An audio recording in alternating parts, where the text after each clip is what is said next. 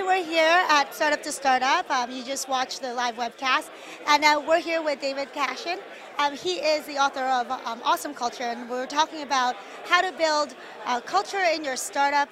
So, Dave, why is it so important to think about the culture when you're building your startup? Well, we had conversations tonight and heard from a couple different founders some serial entrepreneurs. And one of the ideas that came up was the idea that you have a culture.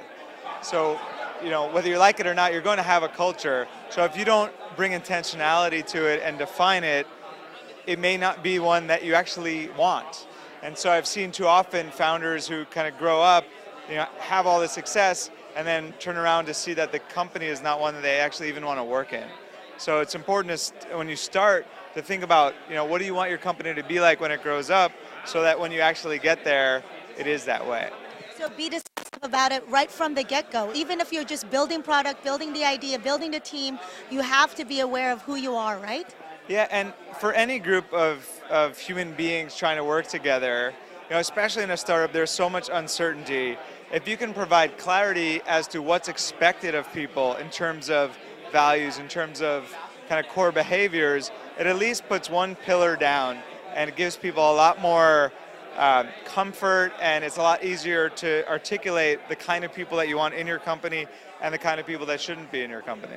So for those who don't know, how did you get started on studying this sort of idea?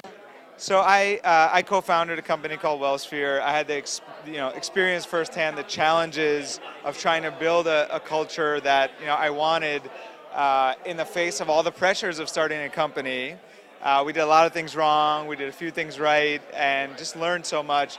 And really it was after that, we sold the company at the end of 2008, and I really took a chance to step back, think about what I was most passionate about, and what occurred to me was I'm most passionate about helping people be their best selves in individuals and teams and companies. And I realized that culture is one of the core things that helps people be their best as a team, as a company. Do you think that it is intuitive for some people and others it's not? Yes, I think there are people for whom the idea of intentionally building culture is more intuitive, but I think there are processes, and that's a lot of what I've been trying to do is systematize it so there's a clear process that anyone can go through, whether it's intuitive or not to you, a priori, that can help you define the culture you want and operationalize it and systematize it so that you can build that, the kind of culture that you would like to. Is there a defining moment when you were building your startup that made it very clear to you that this was important? Yeah, I mean, it was probably when we started to have real interpersonal, struggles, challenges, conflict. It became really apparent that there was a values misalignment, and that we weren't running a company with an eye toward building a certain kind of culture. So we kind of felt that pain emotionally.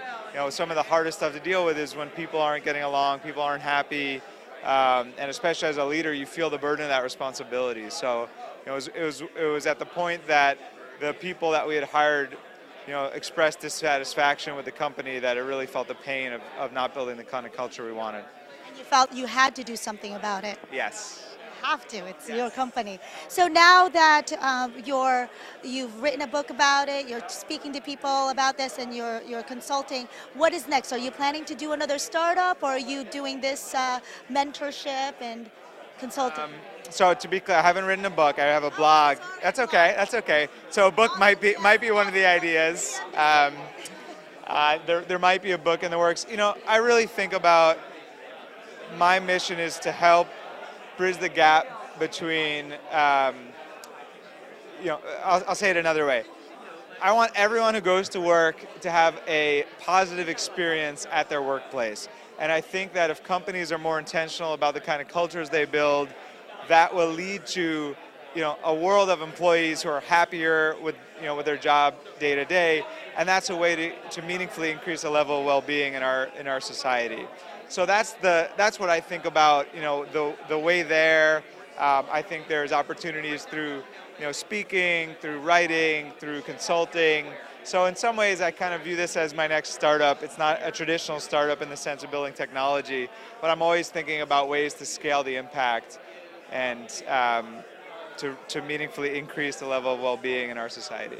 So I think it's interesting what you talked about today. It's more about your internal culture within your team. But then there's a lot of talk about startup culture in general. I mean, you mentioned one called transparency, pivoting, things like that.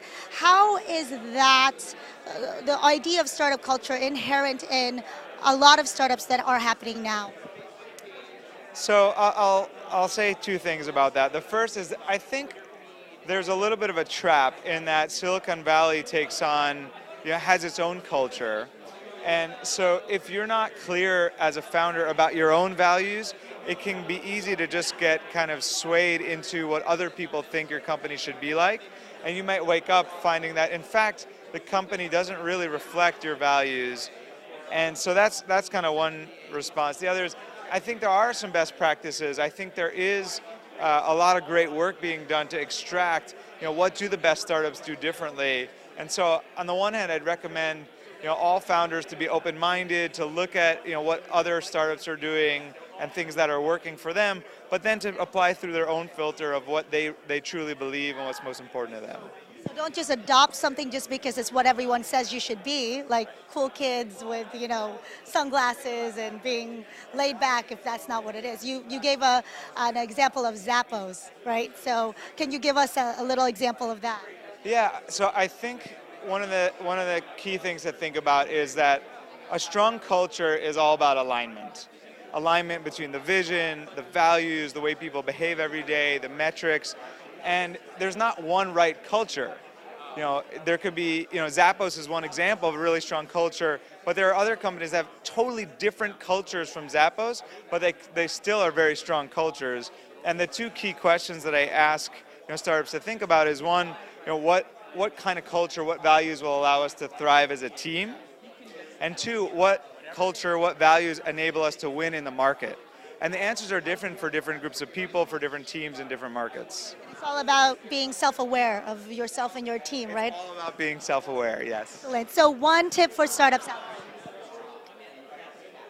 Take the time to really think about what matters most to you, what you believe about how the business should be run, to connect with the why of what you're doing, the vision that actually inspired you in the first place, and make sure you're building systems and processes to keep reminding you of that, the bridge from your best self to your everyday self.